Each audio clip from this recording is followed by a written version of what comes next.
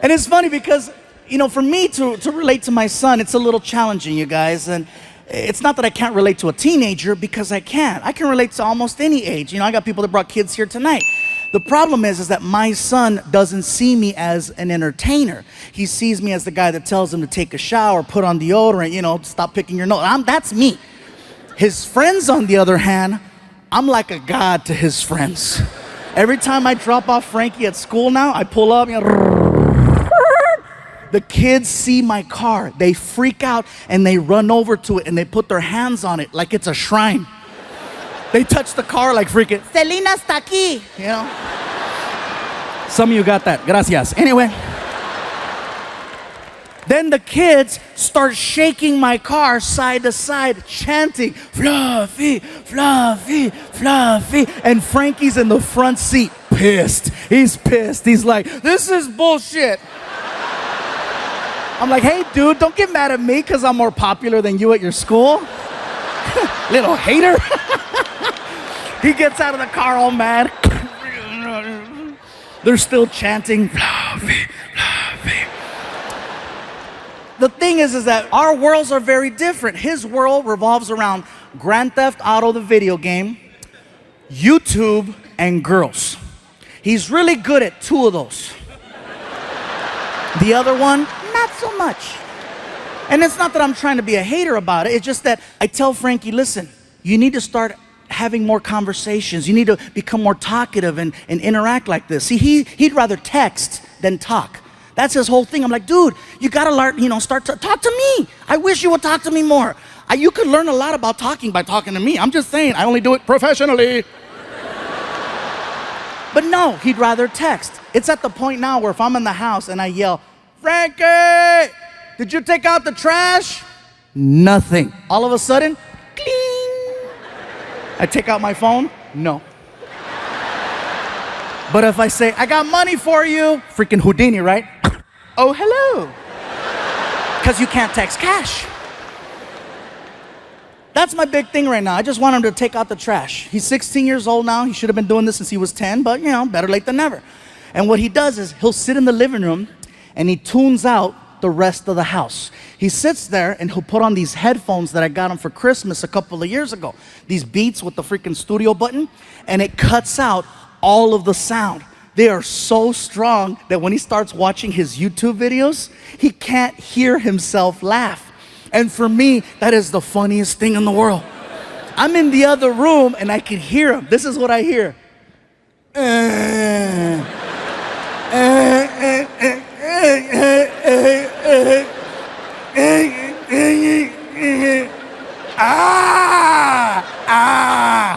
I'm in the other room like, who brought the Germans? And so I walk out into the living room and I see Frankie and he's laughing at his phone and I gotta flag him down. I go, hey. And he'll take him off. What's up, Dad? I go, Frankie, can you do me a favor? Can you please take out the trash? Okay. And then he puts them back on. What? Now? I go, yes. Now? When you ask me for a ride, it's because you need a ride when you ask for it, right? Not later. Then he says, where are we going? Just take out the trash. And then he does it. He takes out the trash, but he acts like he's doing me the biggest favor in the world. And he stares me down and he doesn't break eye contact. He's like,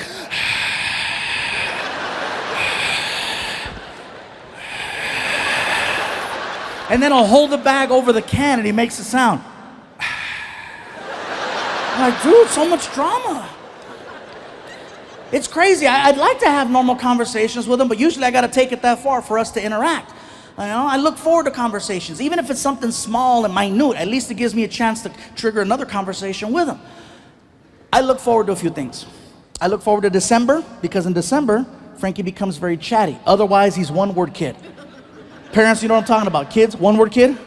And you try to talk to them. Hey, how's your day? Good. You have any homework? Yeah. You gonna do it? Maybe. You hungry? Mm-hmm. What do you want? Food.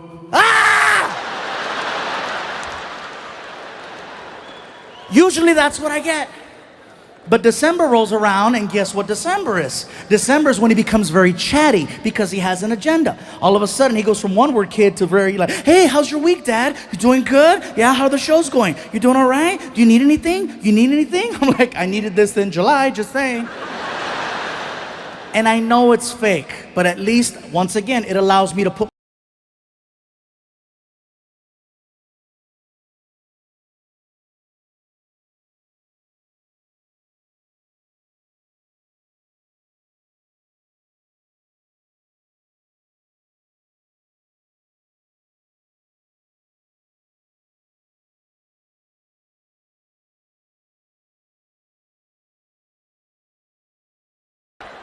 So here's the story. So I had done shows before, in Texas, and I had never done a show in San Antonio. So the original plan was we wanted to record a special in San Antonio for the new Netflix show, for the series. So we couldn't really travel too much. And remember, they kept telling us, stay in your bubble, stay in your COVID bubble. Don't forget to stay in your bubble. So in order to be as proactive and just careful, we all went out there together as a team, okay? And then we all basically said, we're gonna do a residency in San Antonio for 30 days. 30 shows in 30 days. And on the last day, we'll record a new special. This way it gives me a chance to start performing again because it'd been over a year since I touched the stage. And so we get there and they gave me the option. Do you wanna stay in a house or do you wanna stay in a hotel? And I said, well, I've never lived in Texas before, so let's see what a house feels like. So they got us like this fancy Airbnb, and basically, it was Martin, Alfred, my friend Rick, myself. It was like 4 of us. It was like the Mexican version of the real world, okay? So we're all in this big house together. Everyone gets their own room. And so, of course, I get the big room because it's me. And, look at something. No. Yes. So I open up the door. I turn on the light. Click. And I'm like, this is a beautiful room. Wow, look how big it is. And then I notice there's a hole in the wall. And I said, that's weird. So I get really close to the wall. And when I got close, I realized it's not a hole. It's a big-ass roach. And let me tell you, I am not exaggerating when I tell you that cuca was this big. That roach was this big. Now, I have used this unit of measure before to exaggerate. And let me tell you, I'm not exaggerating when I tell you that freaking cucaracha was this big. And I don't want you guys thinking, oh, what, you think you're too good for roaches? No! I grew up with roaches my whole life. My mom and I, we lived in apartment buildings, projects. We always had roaches, but they were different. First of all, they were this big. And California roaches are very different. Okay? For example, when you turn on the light, they scatter. In Texas, he chilled. In California, they respond to sound and movement. Ah! Scatter. I tried my California technique on this Tejano roach. I said, ah! And the roach was like, what? Oh my God, I don't think he's in my room. I think I'm in his. And at that moment, my tour manager walks in the room and she's like, is everything okay with the accommodations? I said, no, the room is beautiful, but look at the wall. Aw, there's a hole in the wall. I said, get closer. She gets up to the wall and she's like, oh, it's a big ass roach. I said, you're okay with that? She said, he's not in my room. She can see that I'm visibly bothered by this roach. So she's like, would you like me to take care of your little friend for you? And it is a little emasculating because I'm a big guy and she's like 5'2". So she's like, move, fool. She takes off her shoes, she grabs it, she gets up on a chair, and she brings it back, and she's like, soy la 69. Bam! Nailed that roach. Threw down her shoe, put it on. I look at the wall, and it kept moving. And I said, you have angered our friend. And she was like defensive. Fool, round two. So she grabs her shoe, gets back up on the stool, and she brings it back. And just as she's about to nail this roach for the second time, that's just... Now, for anyone wondering about taco trucks, let me just let you know right now. That is real good Mexican food. I don't want you being concerned, like, no, there's wheels under that restaurant.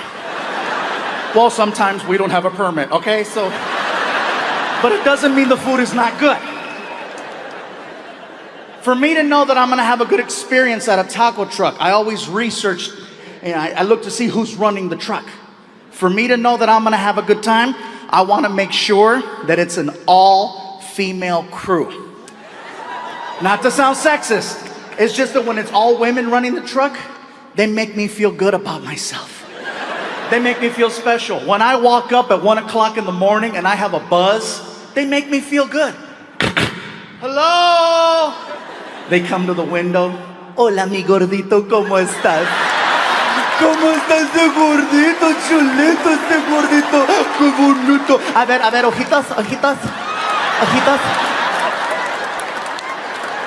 I feel like a kid. I'm like, can I have a taco? Whatever you want me to get, I'll get it for you. Now see, when it's an all-Mexican male crew running the truck, it's late, they're tired, they're bitter. Customer service isn't our strongest point at 1 o'clock in the morning. And then you gotta deal with a drunk knucklehead like me. Hello? And they come to the window. ¿Qué chingados quieres, pinche gordo? What you want? What you want? Hey, what's up, bro? Can I have a taco? Okay, what else? That's it.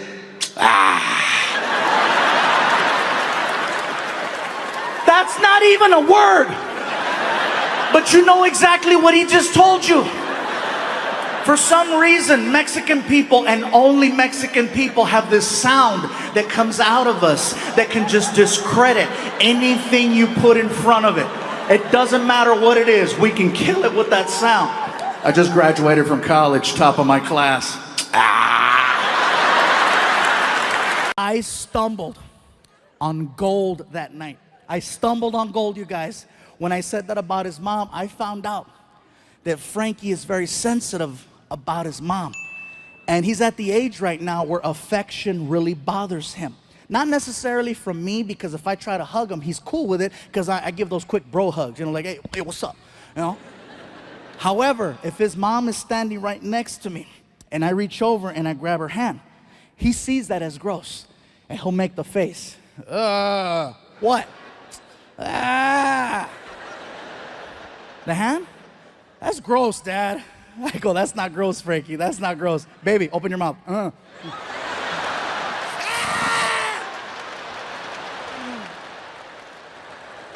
That's his weak spot, and I go for it every single time. One day I was ironing one of my shirts that I was gonna put on, right? I'm ironing the shirt and I'm talking to him about his grades. As I'm talking to him about his grades, there's a car driving in front of the house, and the stereo was really loud, and you could feel the bass. So I started dancing. Oh yeah. Frankie starts laughing, right? And it felt good. I was making my son laugh. But then he starts pointing. He starts pointing. Why are you pointing? Because you're fat. Your fat's going everywhere. Your fat's going everywhere. I go, really? My fat's going everywhere? Well, guess what? This fat makes your mom horny.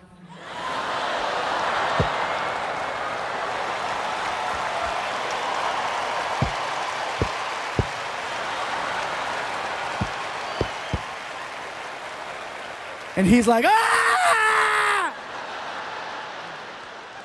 If I ask him to do something and he doesn't do it, like for example, as parents, you want your kids to go to sleep by a certain time because you need them to wake up in time to get ready for school. Frankie's cutoff is 11 o'clock. It's pretty late, if you ask me, for a kid. Sometimes he'll push it to midnight. You know, play dumb. Oh, I don't know what time it was. Yeah, whatever, you're only holding a clock. But I get it. I used to play dumb too. So then he'll walk in his room and he'll say, oh, good night, Dad. And he'll close the door. And he thinks he's slick. He takes a towel and he starts rolling up the towel. And he puts it under the door so that I can't see the light coming from the TV. Sounds pretty genius, right? But hello, cover the rest of the stupid door. He freaking turns on his big ass TV and it looks like immigration's breaking into his bedroom. And so what happens is he'll stay up until 2, 3, 4 o'clock in the morning, and he's supposed to wake up at 6. His alarm goes off, and he sleeps through the alarm. And it's a real alarm. It's not a radio. It's freaking whole house awake. Him, and it's right here. So I gotta get out of bed, and I go over to his room, and I open the door, and I kick the stupid towel out of the way, and then I walk over, and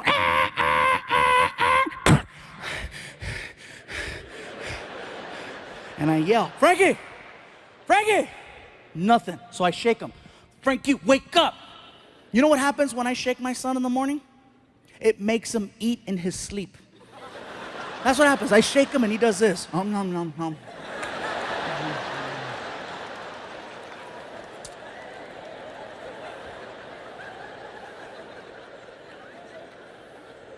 So you know what I do? I get on top of the bed and I slowly lay on top of him. And I apply my full weight, bro, all of it. Slowly, and you could hear him. Oh God! Oh God! You're too big! You're too big! And then I whisper in his ear. It's funny because this is my right there.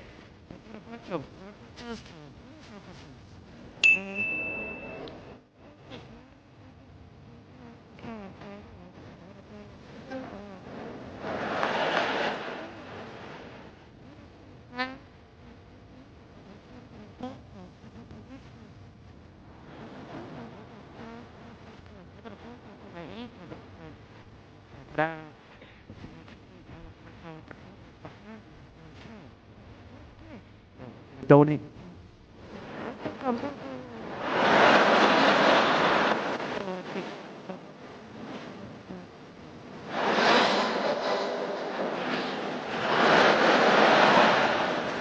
The show, and I'm gonna play for guys right now. I'm gonna right now.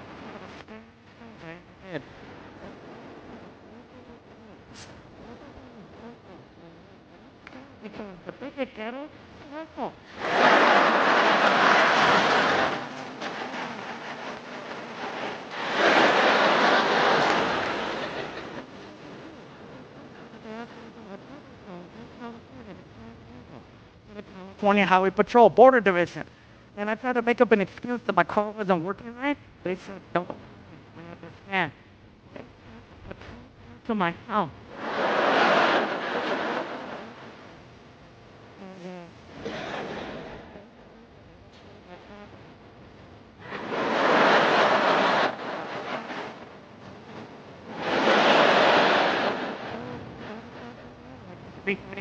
Up.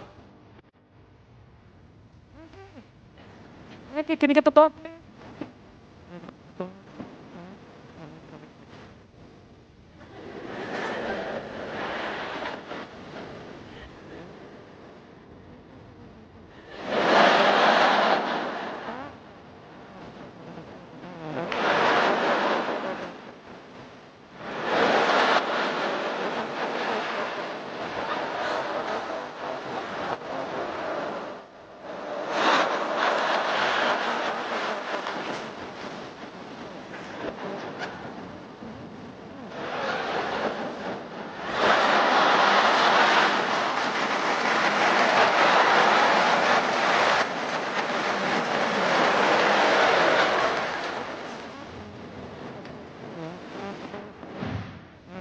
Is it okay if I yell out the window to freak out my kid?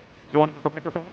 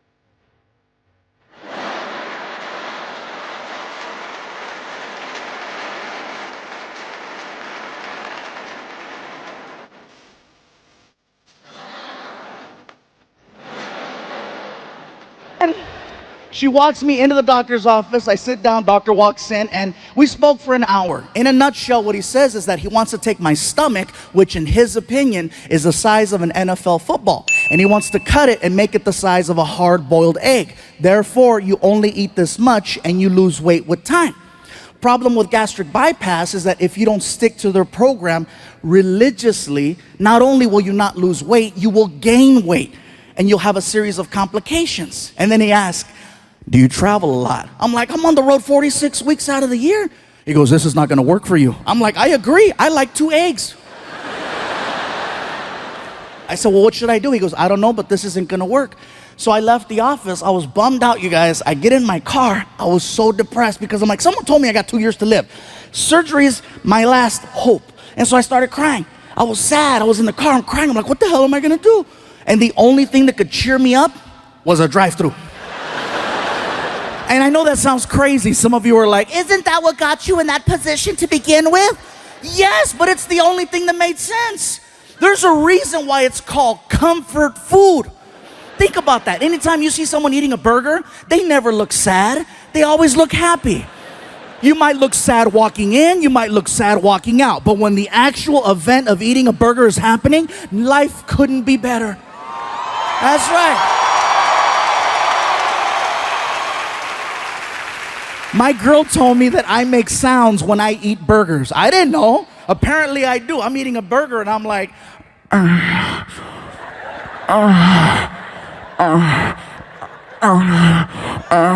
She was like, are you eating that or are you eating that?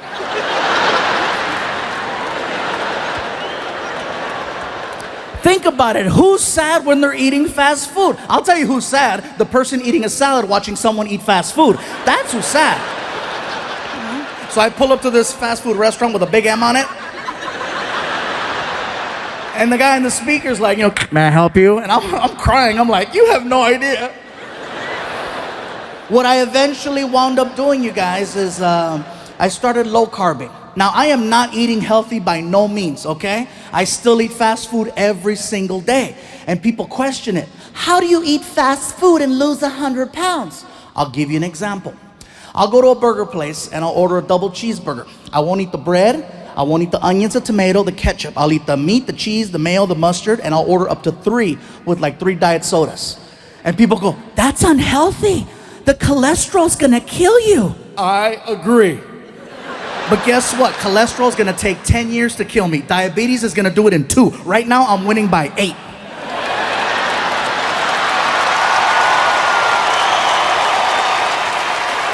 Hell yeah, that's called fluffy math, bro. There's a lot of people mad in here right now. Fluffy found a loophole, yes. So I started low carbing, I started doing yoga, and I know that sounds like a joke right there. Yeah, some of you are like, he means yogurt. No, yoga. Freaking DDP helped me, and then I started lifting weights, and it's kind of hard for me, guys, because now I have people at my shows telling me, we're noticing there's a little difference. You're a little less fluffy. What's gonna happen if you keep losing weight? What are we gonna call you? What are we gonna call you? I lift weights. Call me Buffy. I don't care.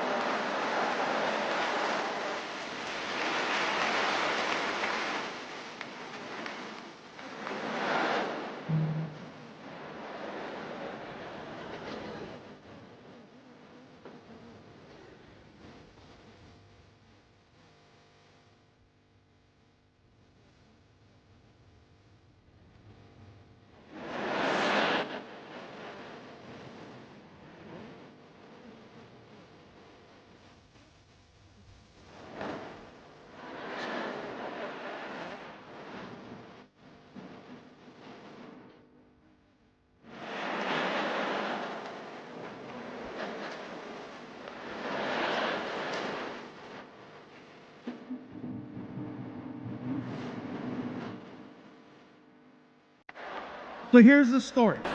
Have you ever tried to bring this up in the past? Yeah. What did I say? You told me to put on deodorant.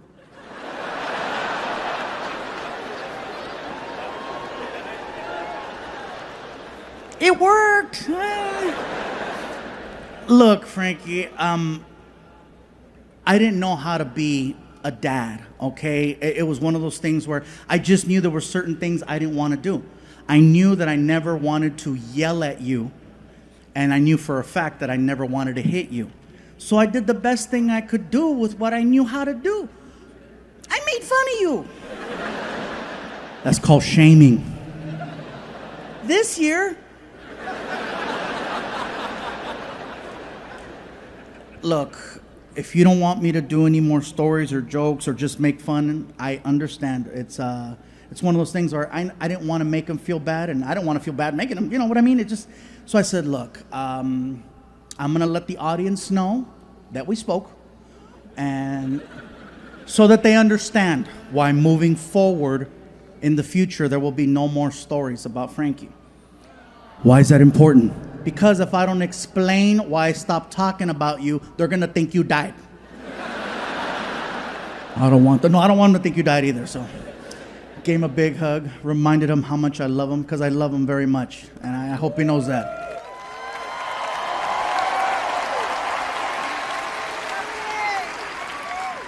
I think that a lot of the issues and frustrations we've had for a while now have a lot to do with the fact that I am no longer with his mom. I don't want you guys to think that all of a sudden I'm going to start doing jokes about her. I'm not. I have absolutely nothing bad to say about the woman I was with for almost 14 years. Okay? Nothing bad, nothing negative, nothing derogatory, nothing short of awesome. Nothing short of good vibes. Okay? I have nothing bad to say about her. And not just because I signed a piece of paper that said I wouldn't.